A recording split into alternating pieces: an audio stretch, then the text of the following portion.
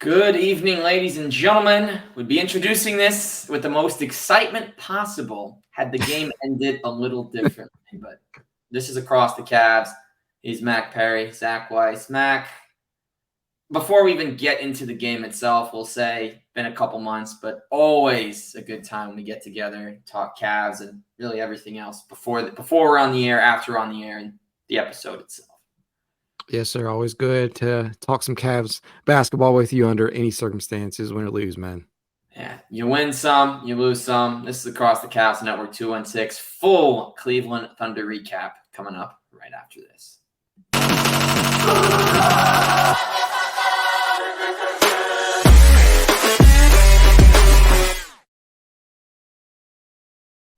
All right, folks, welcome back. Mack Perry, Zach Weiss. Mac, 2 minutes left. We'll start here. Cavs are up by 10. Seems like it's in the bag. We're getting our victory post ready. And then all of a sudden, 4 consecutive threes from the Thunder. And it just got away from them pretty fast. Getting our post ready, man. I was live tweeting the game. I was already proclaiming victory. So I'll eat the crow on that one, I will say. But that was tough to stomach.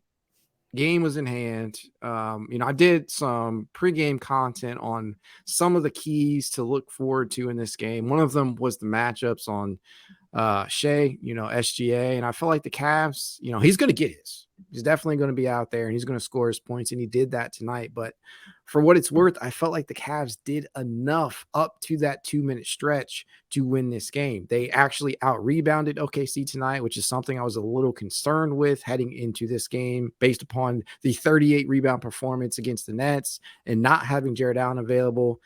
It was nice to see Dean Wade out there. Still can't quite give a formal opinion on Damian Jones. It's only been 2 games. But I felt really, really good heading down the stretch when everybody was just clowning me on social media for, remaining upbeat. And, that's just who I am. But this is just a tough loss to stomach because we had it in the bag and we just let them knock down some timely shots, man. There's a lot to dig into this one, and I'm not going to steal. I'm not going to steal the show here, but I'm definitely disappointed in the loss tonight. How about you, man? Yeah, 10-point lead, 2 minutes left. Every team's been there before on the plus side and on the downside where it seems like the game is won. It seems like, when you're down, all you got to do is make one shot, get one stop.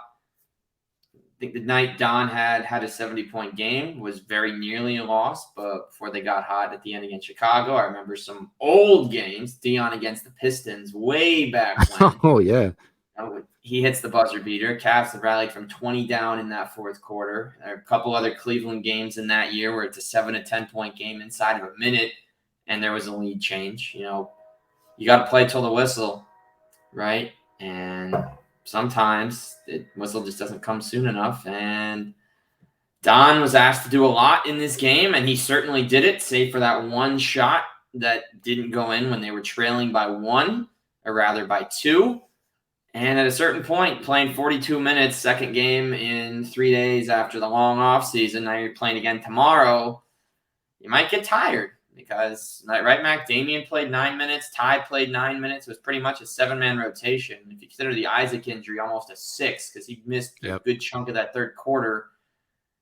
I think fatigue set in at some juncture, and while they did get hot, Strus 2 in a row to start the fourth. There just wasn't enough versatility in the attack where it's just Karas's turn or Don's turn. And besides that, nothing else was working with regularity, even with Dean contributing a little bit. I must say, though, I honestly felt like we could have got a better look than what Donovan put up when he just straight up went ISO. I don't put that on him because it obviously was working throughout the game, right? You live with that shot, especially given the fact that he was already up to 43 points at that point and on 15 to 27. But I just can't help the feeling that we could have gotten a better look than that. So there should have been better ball movement on that. I don't know if that's a JB issue. I don't know if that's a Donovan thing. I'm not going to overreact here. It's just, 2 games in, but it was very disheartening to see. And tell you something else, man, that was disheartening to me was the play of Georges Niang, man. And the shooting, I get it. It's going to come around. This is just kind of the slumps that guys get in. But the guy is now 0 of 8 from 3-point range to begin the season, and played a significant amount of minutes, 21 tonight. The shot is just not falling. On a night where you needed an offensive burst, I would not have minded to see a few Amani Bates minutes. I'm not going to lie. Throw him in the corner, just let him take a shot, do something, change a pace type of switch up here. But that was one of the things that was most disappointing in this one. What was the most disappointing thing to you? Other than the actual final score, I mean, Niang's definitely been a big part of that. We have high expectations for him. I'd say it was pretty normal for Strus to come down. You're not going to stay hot forever. We saw that throughout his playoff run with the Heat. One day he's the greatest shooter in the world, and the next day he's getting looks. He's not making them all. But I did like, even though he only had the one layup that went in, I liked his off-ball movement when he wasn't scoring, and something that I don't think is true of the guys that occupied the 3 spot in years past. When they're not scoring, they're not doing anything. But Strus was still active on the glass, picked up a couple assists. He's doing a nice job with his screens for everybody, grabbed a couple bounds. Worst part, probably, and we talked about this before we came on, but I think the center matchup was a huge issue in this one. Chet Holmgren, only second game, 7'1", 7 blocked shots, hit a couple of threes, a huge one at one juncture when the Cavs just captured the lead. Plays with no fear. He gets it to the rim effectively. He's got the touch. He protects. He's just so good. He was my preseason rookie of the year, and he gave Evan fits. And I think seeing Mobley for the second game in a row unable, and I know he's facing he's having to play the center with Jarrett out, but having to face Clax and Holmgren and seeing him really just get stuffed up by both guys for most of the game is not ideal for someone that we're all talking about taking this massive leap, because he should be able to play at this level, matchup regardless at this early in the season. Yeah, I mean, if you're looking at the stats, it doesn't really tell the whole story, right? Chet, 16 points, 13 rebounds. He did have 7 blocks, which is wonderful for him. But Mobley, from an offensive standpoint, stats are kind of deceiving. 14 points, 15 boards. He also had 2 blocks himself. But we really didn't see him turn things on until later, much later in that second half. I did not expect Chet to outmuscle him as much as he did, considering the frame. But yeah, I guess that just goes to show you cannot judge a book by its cover. Chet, we obviously know he came into the league with immense offensive potential. He has the size to be a big time shot blocker, obviously. But it was very disappointing to see this center matchup play out the way that it did. Definitely need more from Evan Mobley, especially on a night where you don't have Darius Garland available. You still don't have Jared Allen out there, and you're basically running in some ragtag lineups here. You need Evan Mobley to be able to step up more on the offensive side of the ball. Obviously, wasn't ideal. It's not something I'm not gonna shit on the guy, because a lot of people have already done that, right? A lot of people are saying that this guy hasn't developed a thing since he came into the league. I don't get that, but to each their own. I will say we need more from him, just like we need more from these other guys. We need more from Niang. We need Levert to be a little bit more consistent. That's a guy, coming off a very bad shooting effort against Brooklyn, wasn't much better tonight from an efficiency standpoint. He did give us 17 points, but that came on 7 of 16 shooting and 3 of 9 from 3-point range off the bench. And this is a guy, mind you, is basically a 6th starter, right? Playing starters minutes out there, 31 tonight. And you just, the effectiveness of those points, I kind of question that on a night like this, but I get it. He does other things. He makes plays for others. He does play pretty hard defensively, and he can rebound from time to time. Zach, I did kind of want to ask you this, because I've seen this kind of thrown around a little bit just in these past 2 games. What are your thoughts right now on Damian Jones as the primary backup center? Are you sold on his long-term fit here, or have you already seen enough? So first game, didn't love what I saw other than that little jam underneath. He didn't get many opportunities. So looking at his numbers in his 9 minutes, 3 rebounds, a block, a free throw. And then in addition to that, I think he scooped a loose ball and let a break. I liked his minutes tonight. The one block he had, I thought was a thing of beauty because it also led to a transition basket. There were a couple of, on those few touches he had, I thought he was okay. He is somebody, I don't think he's going to get a ton of looks here, who can space the floor and shoot. I think the area he'd be the most valuable offensively would be if he's not in there grabbing offensive rebounds, spacing out. I personally wanted Tristan at some juncture of that Nets game where we were losing the physical battle.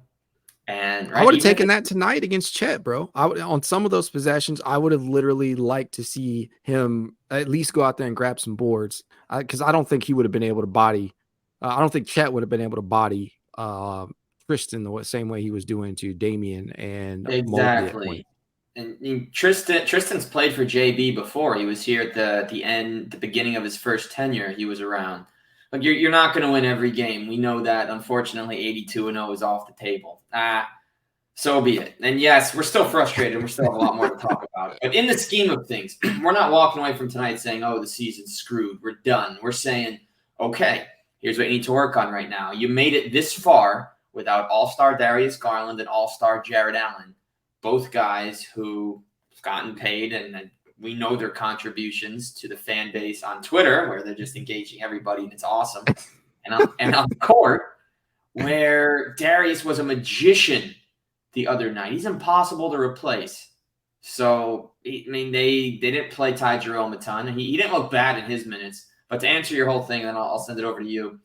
I'm not sold on Damian Jones, but I'm also not on the sell Damian Jones train either. I think he's still an upgrade, with all due respect, over Robin Lopez, who would have loved these new bench chairs that I'm seeing. Him and Dylan Windler, bro. Yeah, it's Tony Pesta was on that one. He was first on that today. But, it is what it is. Damian's not terrible, but I'd be open to seeing Evan's brother, Isaiah, or Tristan.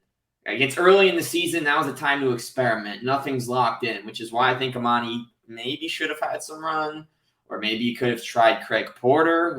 I believe all three of the two-way guys were active tonight. They were. So would love to see them just get this early run, because you expect throughout the season guys rest, guys get hurt. But the second game of the year, everything's up for grabs. Maybe he's playing the guys he wants in the rotation to figure it out. But Damian's not a lock, but he's not terrible either. No, I certainly felt like he gave better minutes tonight than he did in Brooklyn. And, a lot of that, honestly, I feel like the game in Brooklyn makes him look much worse because of some of the shots that Cam Thomas was making against him. But if you really pay attention, he contested a lot of those the same way he did tonight. He actually did give a pretty damn good effort on the defensive end in the limited minutes that he actually saw. But it's too early to really make a definitive opinion or statement about any of these guys. Even Niang, who I mentioned earlier, who's started very rough out of the gate. I guess that's kind of the nice way to put it. But shit, man, you just take the landscape of social media in regards to the Cavs, and you would think that everybody has given up on them already. Sell the whole team off, trade everybody, start over. I know it's crazy. Just a quick sidebar here. It's only the fourth day of the NBA season. It's only the second full slate. There have been so many good games tonight that have happened. The Raptors and Bulls just went down to the last shot. Cam Thomas is at 30 again, by the way, against the Mavericks. I know Claxton and Cam Johnson are out, but he started and he's at 30 again. And this time he's also got 7 rebounds. So he's actually doing more than that. We got Wembanyama with his first 20-10 game and 3 blocks. You have some of the rookies out here. Brandon Miller looks pretty good today. Austin Thompson's been a machine blocking shots. The Nets and Mavericks are actually, you got overtime for the Raptors and Bulls. You got Nets Mavericks and a nail biter at the end. And just a couple of the other finals, Knicks Hawks 126-120. Jokic and Jamal Murray sinking Denver. Derek White almost had a double-double with 4 blocks on ESPN. I'm just like, this season, and we're going to get back to this game, but this is just telling us there is so much going on in the league right now that the Cavs, some nights these games aren't going to make the big headlines because of what's happening. I think for that we can be grateful. You're right. But also, maybe we won't hear as much unless great things are happening, because the Cavs' only significant addition so far from what we're seeing has been Max Strus. But that said, I think it allows them, and yes, we got plenty of national TV coverage. I think it's going to allow them to kind of move in silence. And by the time they get picked up by some of the national people and by the low pod and some of these other ones, they'll have their stuff figured out by then. They'll be healthy and they'll be playing that great ball, not what we're talking about here in game 2. I think that's a beautiful thing. I really hope so. I do feel like we play our best basketball when we fly under the radar, when we're not having. I'm not going to say we don't have expectations on us, because obviously we do, but I feel like we play our best when really nobody's paying attention. I know that's such a funny thing to say, but just kind of seems to be the case over these past couple of seasons. And again, there are no excuses tonight. The Cavs should have won this game. You can point to little things here and there, such as the refs, who I guess we should kind of give a call out here, because what the hell was that officiating tonight? There were so many calls, man. But is there one play in particular that you found most egregious, like a non-call or a call that went their way that Cavs should have gotten? So I'm cool with the challenge that the Thunder got. I never actually looked at a replay. Personally, I wasn't watching when they showed the replay. But that was what it was. They got it. Cavs are still up by 6 to the minute 20. There was still time. Beginning of the third quarter, when Isaac got smacked in the face, I didn't notice it in real time. I just saw he was down. You never want someone to be down, especially this early. He got hit by Jalen. Chet drives in. Chet trips over Okoro, who's on the ground. Okoro gets charged for a foul. That's one. And number 2 is when Dean Wade yammed on Canada, a.k.a. Shea Gilgeous-Alexander, a.k.a. big pain in the ass if you're on the other team. But, man, that's a good one. Can he play? Poor Clippers could have had him.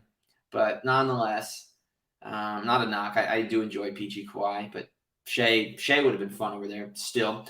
But Dean dunked on him, didn't get a call, got mashed on the head, nothing. And then there's some others. I think Don – and maybe, correct me on this if I'm incorrect, Mac, but when you block a shot, are you allowed to make full contact with the hand that you shoot with if it doesn't affect the motion of the shot? I don't know what whacked by Jalen Williams on the game-tying jumper.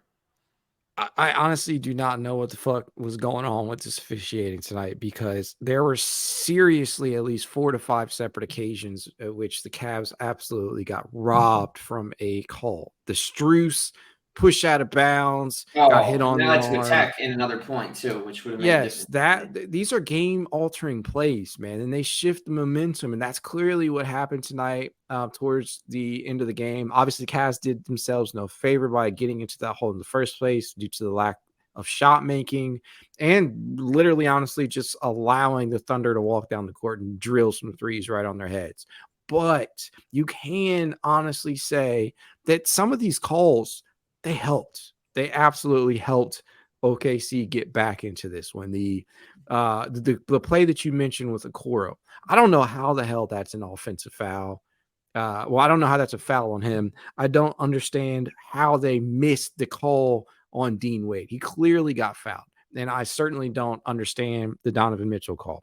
These are plays that just alter the trajectory of games all the time. And this is why people get so fed up with officiating. Like, I get it. It's not going to be perfect. There's a human element to it. But geez, man, it's just something that really, really gets under my skin when I see. It's one thing to have one call, maybe 2, but 4 or 5, come on. Like, it just, obviously I'm not going to accuse them of fixing the game. I don't believe that, but it does not help people's conspiracy theories when you see this stuff become routine. But it just goes to show officiating. It's become a lost art these days, it seems. I don't know. That's where I'm at with it, but it was just painful to watch at times, man. No, I'm with you, Mac, and it stinks because the way this game was lining up last year, I want to say the Cavs dropped the season opener, but then they won 8 to Toronto when Darius got poked in the eye and left. And then with him out, they went on an 8-game winning streak. This was the second year in a row that Darius Garland, this is the second game, so it would have been a cool little stat.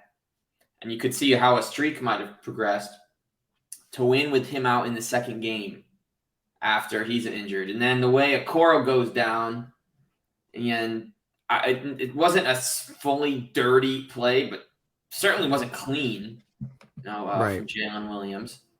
But you see a key guy go down, to overcome that and win would have been incredible. It is what it is. You're not going to win every game, as we said, but the way they lost, with the officiating throughout happening as it did, with the three-pointers really not dropping at the rate they needed, with Donovan Mitchell going from Clark Kent to Superman not being enough, because it seemed that all the other villains on the other team, it's almost like for the first 46 minutes and on and off, it was either OKC or it was Donovan Mitchell, right? So it's like almost like you're playing Marvel versus Capcom, which I actually haven't. I probably could have made a better reference. Marvel vs. Capcom 1 or 2 or 3? Which one? Because We'll 2 is one. the GOAT. We'll go 1. We're gonna change that to Mortal Kombat. Actually, Okay. I don't want to get out of my depths, because we both know how far references games go. We don't want to stretch it too far. I'm playing as Liu Kang in Mortal Kombat, and it's me versus 4 CPUs. For a while, if I'm good at what I'm doing, I will hold my own. And it's going to look at times like I have it in the bag. And we're going to get to a point where I just need to land one more hit on everybody, and we're good.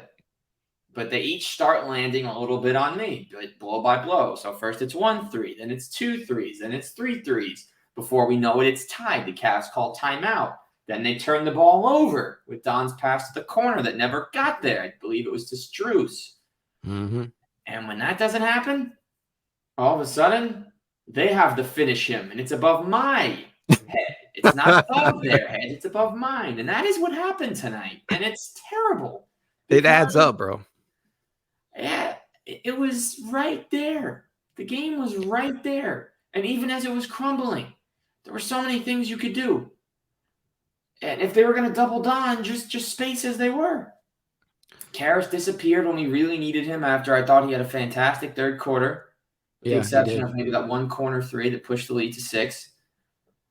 I think for Strus, I think he just needed a few more touches late. I know it wasn't his best game. He had the 2 early in the fourth. Would have loved to see a few more touches for him. I know he had that one layup that went awry.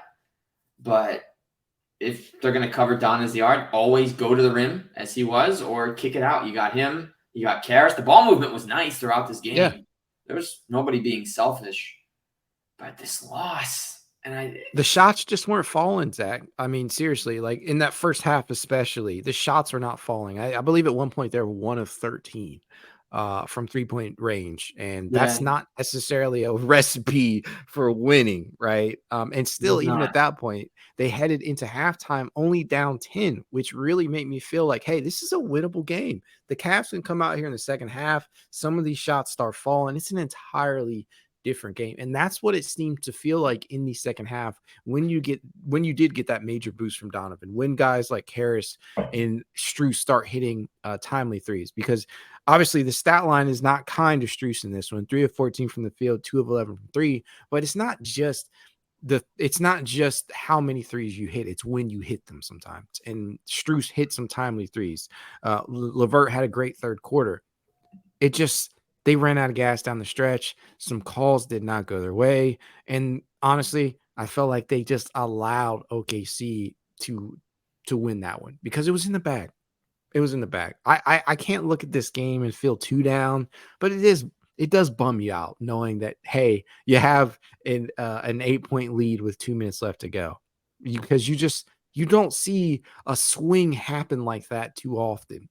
You just don't. And you never can take your foot off the pedal, because this is the NBA where anybody can get hot at any point in time, and any guys are capable of making any number of shots when it matters the most. But it's just a loss that just does not leave you feeling good. I will say, heading into tomorrow's game against Indiana, I do feel a little better, just because I feel like we're going to get some good news with Darius Garland. Yeah. I feel like it was just kind of a cautionary thing with him tonight, and making sure that his hamstring is okay. But I'm not walking away with this one feeling totally disheartened, because there's definitely some things that you can glean and learn from this game, and point to and say, hey, if we would have done A, B, or C a little bit better or a little bit differently, this is a W, and we're looking at a 2-0 start to this season. Um, just looking at this game purely, though, is there a positive? What is the biggest positive from this game outside of Donovan Mitchell's performance? I think outside of Don, the positive. The good thing is Evan Mobley's improved his defensive rebounding a little bit more. I mean, Yeah, I guess you against a could say that. 7-footer, and he grabbed 15. There's more guys than last year that we get to complain about not going in. The number grew. It could be Amani. It could be Tristan. Heck, it could have been Sam Merrill out there if they needed the shooter. We know what he did in preseason. He's an Right. older. He's already had won a finals. Sam Merrill has an NBA ring. People forget that. You know. For me, it's Okoro, man. I've loved the start to the season for Okoro. Back-to-back double-digit scoring affairs, 18 in game 1, 10 tonight. Probably would have had a few more going had he not gotten clocked on the head. Jeez Louise. I'm still pissed about that one. And no call. But yeah, He picked up a foul. he started the season very well, and obviously that coincides with him getting the starting nod, right, and playing in some of these unconventional starting units where they're playing small ball for the most part. And the increased pace, I believe the Cavs and OKC came in tonight at the exact same pace through one game, 99.5 or 99.50 rather, and that's a small.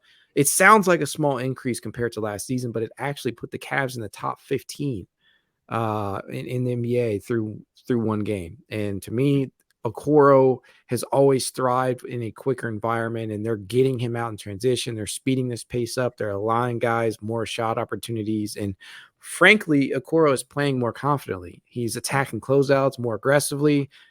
He started the game off with a pretty nice, it didn't go in, but he attacked SGA, and I actually loved his confidence to be able to go out there and do that, because in previous seasons, you may not have seen him do that. He may have gotten the ball and then kicked it right back out to somebody else. And then biggest thing is like pulling the trigger on 3-point shot. It's not always going to result in a make, even if he's left wide open, but the simple fact that he's now confidently pulling that shot, I feel good, man. And I honestly, Okoro, I don't know how you feel heading into the season, but Okoro was one of these guys where it was just absolutely make or break for him, especially considering that the Cavs and Okoro failed to come to an agreement on a rookie scale extension. So if he continues this play, that might look like an error on both of their side, or at least on the Cavs end. But that was my biggest positive from the night. But I do want to ask you, man, because I don't think I actually got your opinion on this when this happened. But how are you feeling overall about Okoro's lack of an extension? Do you feel like this could come back to bite the Cavs in the ass? I mean, anytime you make a decision or don't, it could bite you in the ass because you're paying for a mistake, or it could bite you in the ass because someone else is going to be paying that ass and not you. Not to, and you think about tonight. I was very excited by his beginning. He scored the first 9. It took almost 4 minutes for the Cavs to get on the board. And who else but Isaac Okoro, with his slashing, with his free throw shooting, with a corner 3 to start the game. Did not expect the first Cavs highlight tweeted to be an Isaac Okoro 3-pointer. But here we were. Now, first game, he loves playing in Brooklyn. Last year, game-winning 3. This time, he had 18 points, a number of beautiful offensive rebounds. The contests were great. And I believe it was him. It was the combination of him and Mobley, right, against Cam Thomas against Brooklyn. I know a lot's happened since then.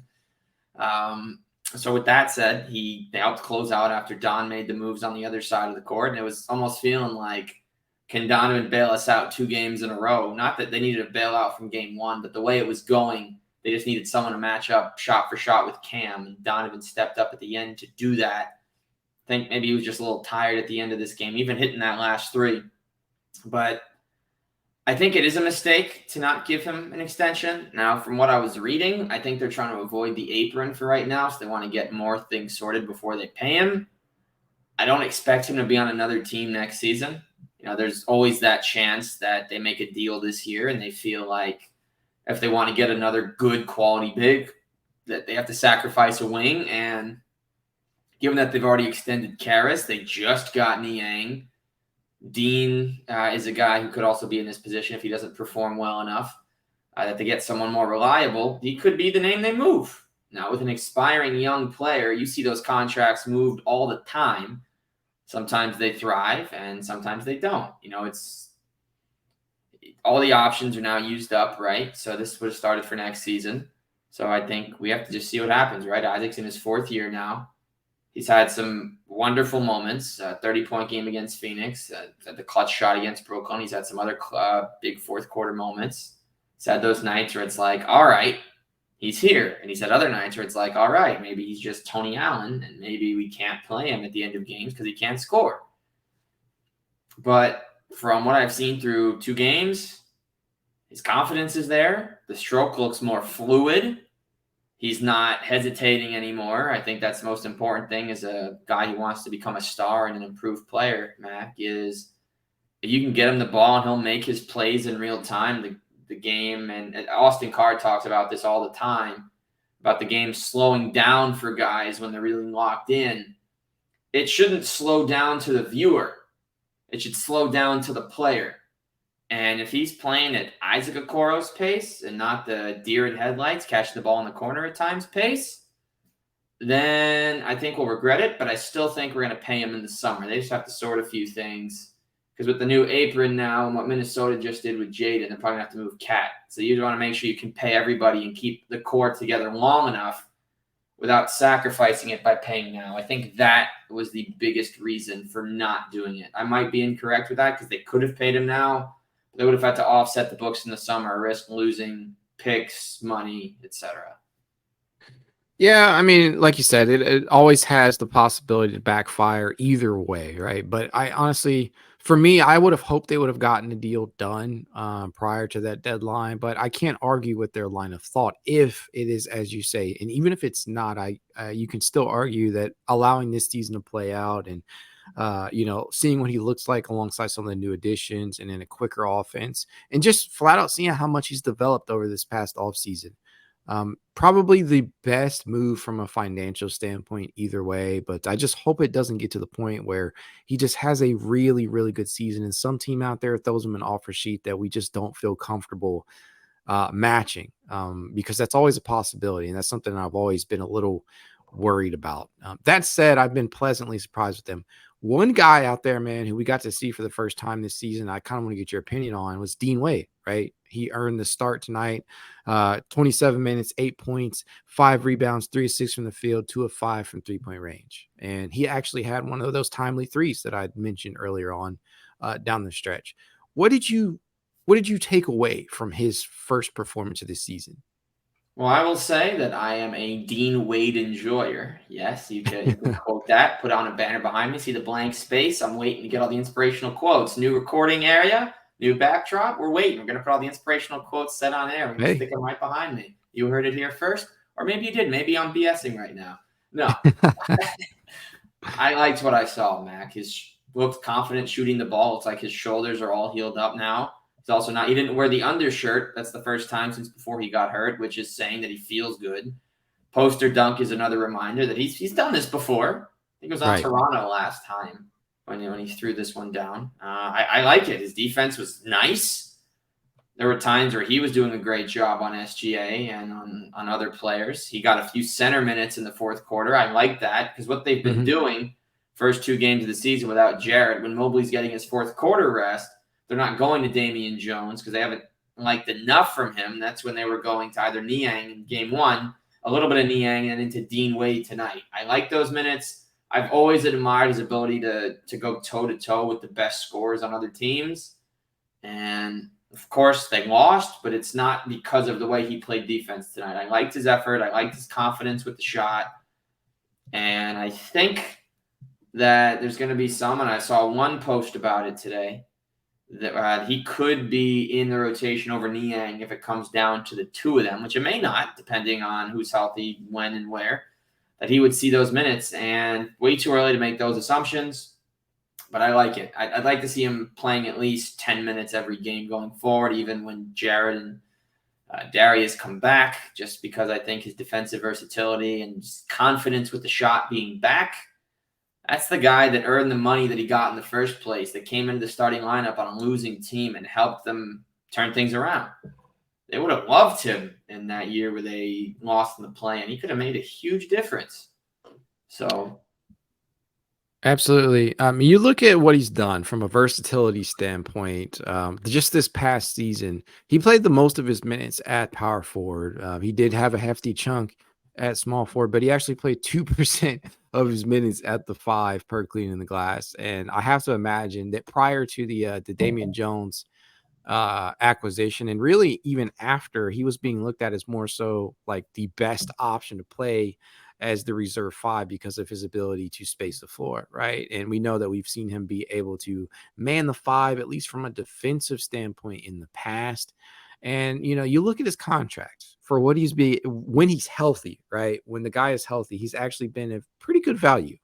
Never going to be somebody who is out there who's going to win you a game 9 times out of 10, but he is going to give you fairly good production for what you ask him to do. And I felt like he did that tonight in the starting unit. But I guess time will tell what the rotation shakes out to be once you get some of these guys back. Because as of right now, I don't hesitate to say that the Cavs still probably want to see what they have in Yang before they give him the go ahead to clear him, right? To leapfrog him in that rotation. Because as of right now, fully healthy, my rotation is probably, at least if I'm going 9-man, it's Darius, obviously Donovan, Max, Evan, Jarrett. There's your starting 5. That's not changing anytime soon. You got Karras as your 6-man.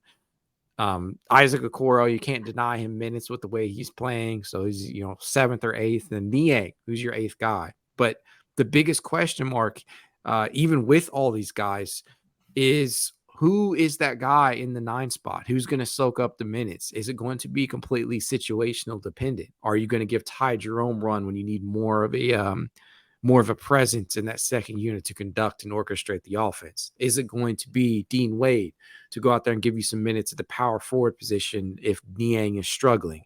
Is it going to be Tristan Thompson, who we talked about earlier, who can go out there and give you a little bit of edginess and toughness out there on the glass? There's any number of options that they can go in, and that's without mentioning the 2-way prospects who will eventually get their run as well. And tonight would have been, in my opinion, at least in certain stretches, a perfect time to give them a few minutes. Obviously that didn't happen, but that just goes to show that when fully healthy, this team can go in a lot of different directions. And that's why I still overall, like, this loss sucks ass, but overall, I feel good about the direction that this Cavs team is heading in, because we got to remember, we did not have 2 of our starters tonight. And that, especially the positions that we are missing, key positions, point guard. And we know Donovan Mitchell, Caris LeVert, they are perfectly capable of making plays for others. But ideally, Darius is your lead man, right? And Jared Allen takes a lot of flack, especially after his performance against the New York Knicks. But when it's all said and done, like, him being out there and playing the 5 allows Mobley to be like the free roaming safety that he truly was born to be. Like, that's what makes this defensive scheme so dangerous. And so we still don't even know what this is going to look like once it all comes together, because obviously Strus was like the big name addition this offseason, and we know what he can do from a floor spacing standpoint, but who knows what that's actually going to look like once you have both of your front court players available to you. I did want to ask though, Zach, Strus, like, the one thing that we know about him is that the gravity that he generates is very, very real. And I've tried to stress that to people. Like, it's not just the shots that you knock down. It's about the mere threat of you knocking that down. So far, how have you, if you had to grade his performance through 2 games, what would you give him? Give him an A-, and I'll make this pun so no one else ever has to. Don't stress it. You gotta struce it. You gotta struce the point. Don't stress it. Just change the E to a U and drop one of the S's at the end. Just struce I like it.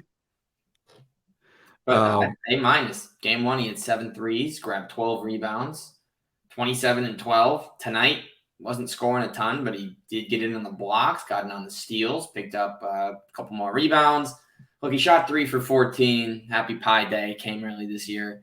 But no, he wasn't terrible, even when he wasn't shooting well. I didn't feel like it was an off game, even though his shot wasn't going. He was doing other things. He was making cuts. He was just finding guys where they needed to be. And his demeanor never changed. You get a guy who comes from the best culture in the league to improve locker room and on-court play. He's not going to be playing as big of a role when everyone's healthy, which means he'll be able to get to his spots when he wants to, more than kind of being force-fed, which has happened at times. I'm not complaining. I love watching him shoot. Every time the ball leaves his hands, I get excited. We need those types of players. So that said, A-, and I'm excited to see his continued play with Cleveland. I am too, man. It's going to be a long season, right? It's just only game 2. We're entering a back-to-back with the Indiana Pacers. Hopefully we get Darius Garland back, but if we don't, I still feel like the Cavs have enough to get the job done. We just have to execute down the stretch because, we've beat a dead horse already on this tonight, but that's really what it boils down to. Just executing when it gets down the stretch, regardless of everything that's out of your control, because the refs, that shit's not in your control. You can't control when you're going to get calls. Well, what you can control is your level of defensive play, contesting shots out there. You can control some of the offensive sets that you play. And I feel like as long as the Cavs are able to do that, they're going to win more often than not. And I feel like we're going to be okay. And it's become so cool, I guess, in today's society to just overreact to everything, but we just have to exercise patience, right? At least that's where I'm at, man. Hey, stay patient, stay the course, and let them know. That's all we can do, right? There you go, man. There you go. Hashtag let them know. I personally am happy you came back for another season because half the teams in the league, if I'm trying to tweet anything, I don't even know what the hashtag is. And half the time, Mac, it's not even in their bios, and the teams don't even tweet it. If the team social isn't tweeting the hashtag, how the hell are we supposed to figure it out? Because the only one I know is Like the Beam, bro. That's the only other That's the only other one I know. Do they actually use Like the Beam? I don't know. I'm pretty sure they use it. They do use Like the Beam. Nice. Yeah, there's some new ones that are bad. The Rockets and Pelicans still just use their team name. Kind of lazy. Yeah, Cleveland definitely has the Cleveland social media. The whoever's running the socials over in Cleveland has been doing a pretty good job. I know they just switched, I think, this past off season, but they've been pretty good. Yeah, I think they've done pretty good. I think it was it Madison Curley? I think that's she left 2 years ago. So this is her second season not here. She wasn't here last year either. She's great though. I think she's in LA now. I don't know if I think she's with the Clippers. She might just be doing something else with basketball. I don't know, but yeah, the social team for the Cavs has always been top of the line. I've always enjoyed it, but I want to know what they would have done for the meme if they beat OKC. What would they have done? We had the pizza slice for New York. What would they have done tonight? Because they have it ready the day before. That's a good one, man. I honestly do not know. I will say that they would have put something out there that would have been fire because I love whatever they put out. Even if it comes off as me being a homer, it's good. There's pressure in that. There's pressure in when you're managing a different brand. It's not your brand. You're especially when it's a brand that you, myself, and millions of others enjoy as much as they do. The attention to detail, whether it's a jersey release, and obviously it's always going to be received differently, whether it's a trade, a transaction, the person running social posting about all this, I can't imagine the amount of nerves that go on every time they hit post or enter if they know it's something that's not a clear-cut home run. So, you have to do it. We need to see it. You never see them delete stuff. Like even if it doesn't hit, you rarely see a social media team for a sporting franchise delete their tweets, even if it's in poor taste. Usually, but I'm not because of the circumstance, and I'm not going to mention a certain team that completely wet the bed on Wednesday night when there was something very serious going on, and they posted the final score graphic with the caption of a message to keep people in your prayers. I'm not going to get into that, but that was absolutely abysmal from that team, and they did delete it. It's not on. The Sixers didn't never posted the final score graphic from when they got knocked out last year. People still comment on that. Their last tweet of the day came in the third quarter or halftime. Sore losers. That's what that is. He's being a sore loser. But nonetheless, final question, then we'll wrap up real quick. Mac, are the Cavs going to be 2-1 or 1-2 at this time tomorrow night? 2-1. 2-1. I feel great. I feel like Darius is coming back. Even if Darius doesn't come back, shoot the ball better. Continue to give a good effort on the boards because it's going to be a team rebounding type of thing for them moving forward until Jarrett comes back. But 2-1. Yeah, I'm with that. The Pacers in their first game allowed 120 points to the Wizards. So, yes, they scored 143, but they allowed 120. But that's good. That's it. He's Mack Perry. Zach Weiss has been a recap edition, and we will see you again real soon.